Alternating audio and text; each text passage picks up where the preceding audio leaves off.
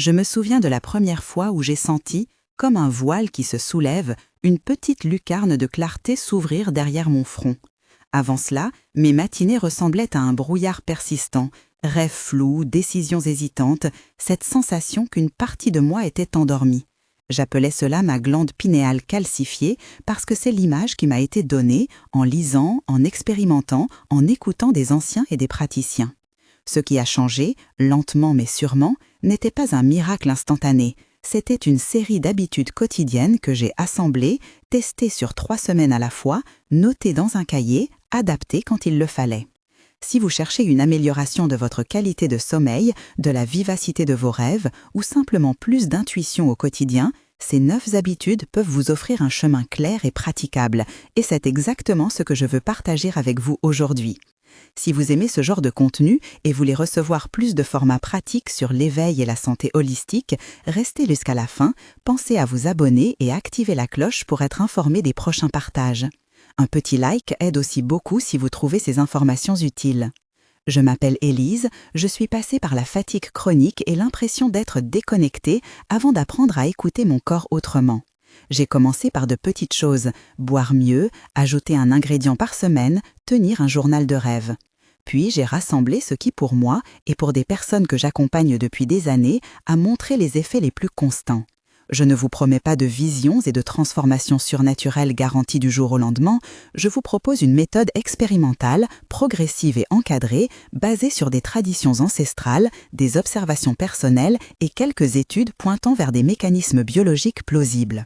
Toujours consulter un professionnel de santé avant de modifier radicalement votre alimentation, surtout si vous êtes l'enceinte, allaitée ou prenez des médicaments. La première habitude que je vous invite à intégrer, c'est d'accorder à votre corps une hydratation propre et régulière, meilleure si l'eau est filtrée et dénuée de fluor. L'eau que je décris est fraîche, transparente, presque neutre en bouche. Elle glisse, elle nettoie, elle allège.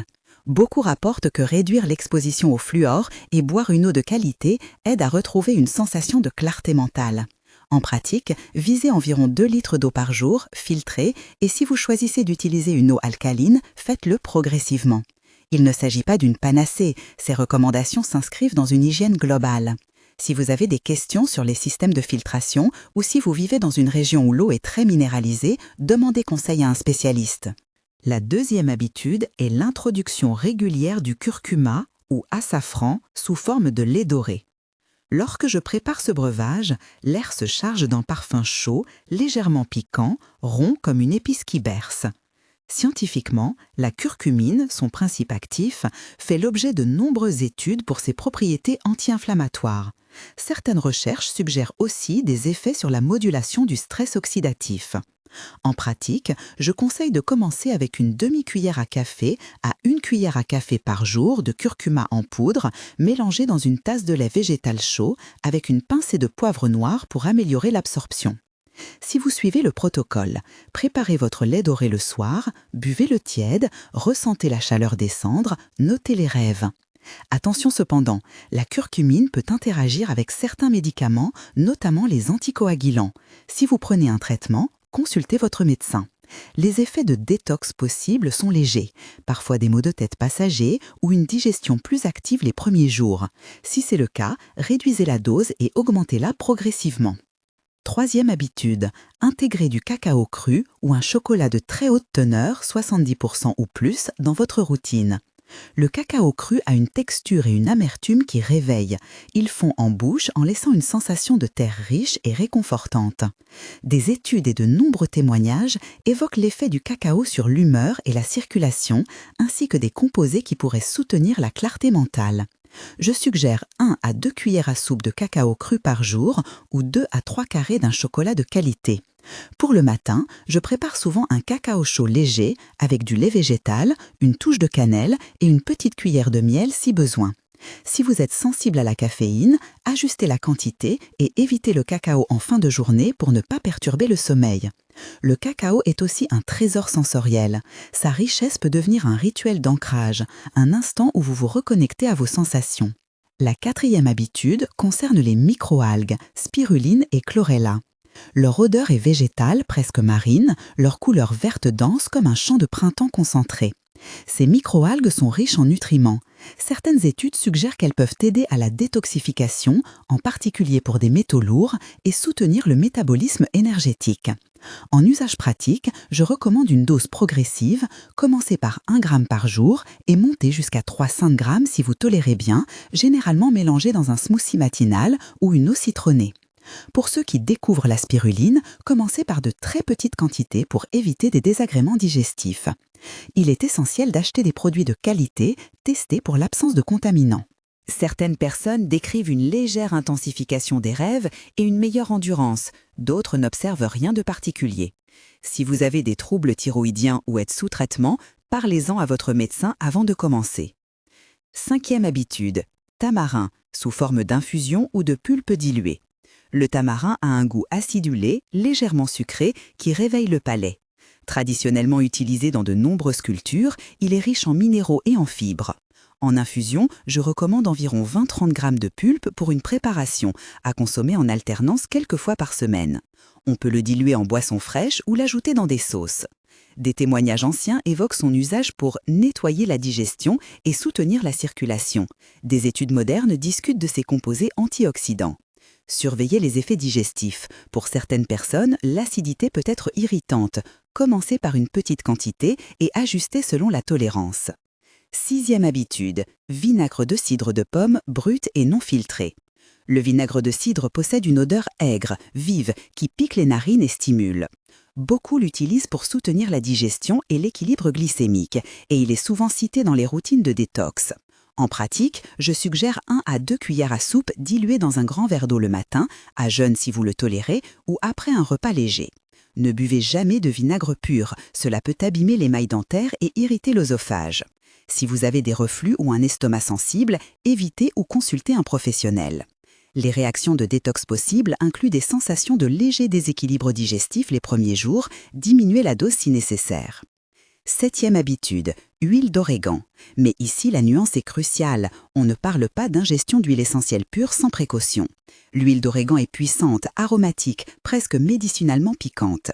Certaines formulations en capsules, conçues pour ingestion, existent et peuvent être une alternative plus sûre. Si vous optez pour l'huile essentielle, ne la prenez jamais pure. Utilisez des capsules commerciales adaptées ou diluez strictement 2-3 gouttes dans une cuillère d'huile végétale et n'ingérez que si un professionnel vous l'a recommandé. L'huile d'origan a des propriétés antimicrobiennes documentées, mais son usage interne doit être prudent. Pour la plupart des personnes, privilégiez des capsules de qualité et suivez les indications du fabricant. En cas d'irritation, de réaction cutanée ou d'inconfort, stoppez immédiatement. 8e habitude, l'exposition régulière à la lumière naturelle, notamment en matinée, et une pratique courte de méditation ou de centrage. Sortir 15 à 20 minutes, sentir le soleil sur la peau, sans excès, respirer profondément, observer les couleurs du ciel. Ces gestes simples réinitialisent l'horloge biologique, favorisent la sécrétion harmonieuse des hormones du sommeil et peuvent indirectement soutenir la sensibilité intuitive. Personnellement, j'ai intégré un rituel qui commence par 3 respirations conscientes face au soleil levant, puis 1 minute d'intention où je note intérieurement ce que je souhaite explorer dans mes rêves. Ce moment ne coûte rien et peut produire, avec la répétition, une ouverture perceptible. 9e habitude, détox numérique et hygiène du sommeil. Éteindre les écrans au moins 1 heure avant le coucher, réduire l'exposition à la lumière bleue, instaurer un rituel du soir où l'on s'accorde un temps sans stimulation externe. J'ai vu des personnes retrouver des rêves plus riches et une meilleure récupération simplement en ralentissant le flux d'informations avant la nuit. Tenez un journal de sommeil, notez l'heure du coucher, les rêves marquants, les petites intuitions du lendemain. Ces notes deviennent rapidement un miroir fascinant de votre transformation. À chaque habitude que j'ai décrite, j'ai veillé à associer une recommandation de dosage et des précautions. Lorsque j'ai présenté ces changements à Lucie, une amie sceptique mais curieuse, notre conversation a été révélatrice. « Tu penses vraiment que du curcuma et du cacao vont me donner le 3e œil ?» m'a-t-elle lancé en riant, une tasse de café dans la main. Je lui ai répondu que ce n'était pas une garantie de pouvoir occulte, mais plutôt la création d'un terrain intérieur plus propice à la clarté. Meilleure inflammation réduite, sommeil restauré, intestin moins encombré, routines apaisantes. Elle a accepté d'essayer 3 choses, l'eau filtrée, le cacao cru le matin et le rituel lumineux de 10 minutes. 3 semaines plus tard, elle m'a appelée, la voix étonnamment douce, pour me dire combien ses rêves étaient devenus plus nets et combien elle se sentait plus décidée au réveil. Ce n'était pas un miracle épique, mais un changement tangible qui l'a poussée à approfondir. Je vous propose une méthode simple pour commencer. Choisissez 3 habitudes parmi celles-ci et engagez-vous à les maintenir pendant 3 semaines. Tenez un carnet. Notez chaque matin la qualité de votre sommeil, la couleur et l'intensité de vos rêves et toute intuition ou petite décision qui vous paraît plus claire. Après 3 semaines, faites le point. Quelles habitudes vous ont semblé naturelles? Lesquelles ont demandé un effort? Avez-vous observé des changements subjectifs? Ces observations guideront votre plan pour le protocole de 21 jours que je propose pour approfondir. Durant ce processus, soyez attentif aux signes de détox, céphalée légère, fatigue passagère, éruption cutanée mineure, humeur fluctuante. Ces symptômes peuvent être normaux lors d'un ajustement, mais s'ils deviennent sévères, réduisez la dose et consultez un professionnel de santé. Je tiens à rappeler, sans alarmer, ne prenez jamais d'huiles essentielles pures par voie orale sans encadrement. Ne substituez jamais un traitement médical par ces pratiques. Les femmes enceintes ou allaitantes doivent demander un avis médical systématique. Et si vous prenez des anticoagulants ou d'autres médicaments sensibles, vérifiez explicitement les interactions possibles avec le curcuma ou d'autres suppléments. Ma démarche est expérimentale, prudente et ancrée dans le soin. Elle vise à soutenir votre corps et votre conscience, pas à promettre des guérisons miraculeuses. En pratique, voici comment j'organise mes journées pendant un cycle d'essai de 3 semaines, de façon sensorielle et concrète. Je commence par un grand verre d'eau filtrée, parfois alcaline, que je savoure lentement. Ensuite, je sors 5 à 15 minutes, je laisse la lumière frôler ma peau, je respire. Au petit déjeuner, j'ajoute une demi-cuillère de spiruline à mon smoothie si je l'ai choisi, ou une tasse chaude de lait doré au curcuma selon le plan. En milieu de journée, je prends parfois un carré de cacao cru que je laisse fondre lentement en regardant par la fenêtre. Le soir, j'évite les écrans 1 heure avant de me coucher et si j'ai choisi le vinaigre de cidre, je le prends le matin dilué. Lorsqu'il s'agit de tamarin, je l'intègre 2 à 3 fois par semaine en alternance avec d'autres outils. Ces gestes forment un tissage d'habitudes. Ce n'est pas une restriction ascétique, mais une invitation à savourer différemment. Vous trouverez sur le marché des alternatives locales. Si la spiruline n'est pas facilement disponible, renseignez-vous sur des poudres vertes locales ou des feuilles riches en chlorophylle. Si le tamarin n'est pas courant chez vous, pensez aux fruits acidulés ou aux préparations traditionnelles de votre région qui jouent un rôle similaire dans la digestion.